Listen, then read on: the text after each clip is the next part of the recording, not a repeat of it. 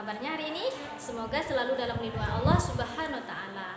Oke, pada kesempatan kali ini Ustazah akan menerangkan mengenai lanjutan materi segi banyak. Oke, sebelum kita masuk ke materi, marilah kita melafazkan basmalah terlebih dahulu.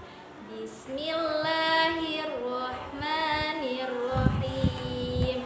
Semoga dengan dilafazkannya basmalah kita semua dipermudah untuk mengikuti pelajaran hari ini.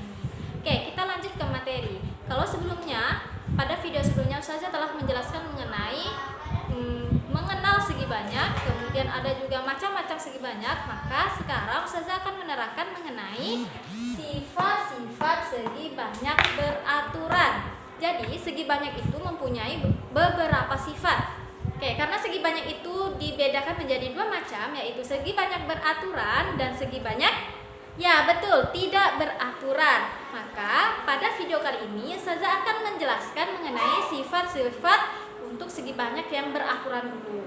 Oke, semuanya perhatikan Ustazah. Boleh dibuka bukunya halaman 77 pada bab 4. Oke, untuk sifat-sifat segi banyak beraturan seperti yang pernah Ustazah jelaskan, yang pertama adalah harus merupakan bangun datar tertutup dengan sisi yang beraturan. Nih, contoh misalnya kita buat persegi atau segi 4. Kita perhatikan, dia merupakan segi banyak beraturan karena bangun datarnya tertutup dengan sisi-sisi yang beraturan, seperti itu. Kemudian yang kedua, sisinya terdiri dari garis lurus dan sama panjang dengan jumlah paling sedikit 3. Jadi sisinya terdiri dari garis lurus, ya. Jadi sisinya tidak boleh garis lengkung, harus garis lurus. Ingat ya, kalau untuk segi banyak beraturan maupun segi banyak tidak beraturan, tidak boleh ada salah satu sisinya yang merupakan garis lengkung. Jadi semuanya harus merupakan garis lurus. Oke, garis lurus dan harus sama panjang.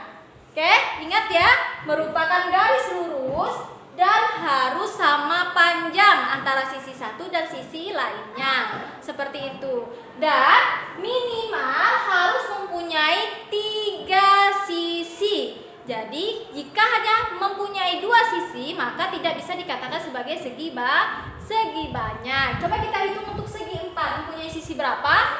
1, 2, 3, 4. Ya, mempunyai 4 sisi yang sama panjang dan lurus.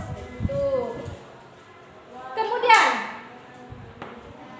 sifat yang ketiga yaitu sudut-sudutnya sama besar.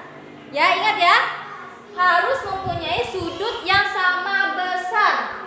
Sudut A harus sama besar dengan sudut B, harus sama besar dengan sudut C, harus sama besar dengan sudut D. Jadi ini harus sama besar semuanya, tidak boleh berbeda. Kalau salah satu sudutnya ada yang berbeda, maka segi banyak tersebut tidak bisa dikatakan sebagai segi banyak beraturan, ya. Karena segi banyak beraturan harus memiliki sudut yang sama besar, seperti itu. Oke.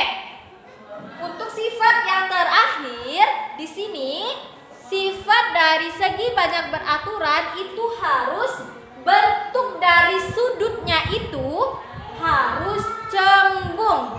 Ingat ya, bentuk dari sudutnya harus cembung. Jadi harus cembung, masuk ke dalam nih. Jadi kalau dia cekung, tidak bisa dikatakan sebagai sudut segi banyak beraturan. Karena syarat yang untuk segi banyak beraturan harus memiliki bentuk sudut yang cembung. Seperti itu ya, soleh-solihah ya. Oke, saya ulangi. Yang pertama, untuk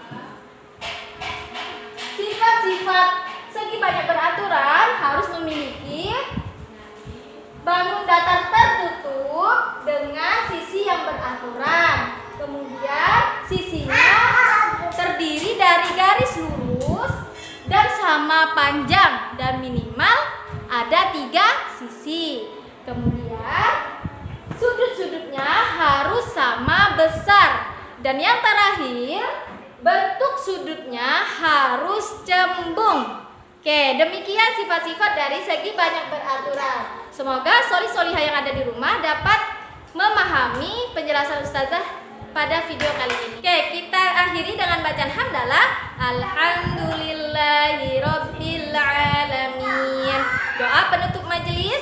Subhanakallahumma wa bihamdika asyhadu an la ilaha illa anta astaghfiruka wa atubu ilaik. Kurang lebihnya ustazah mohon maaf. Wassalamualaikum warahmatullahi wabarakatuh.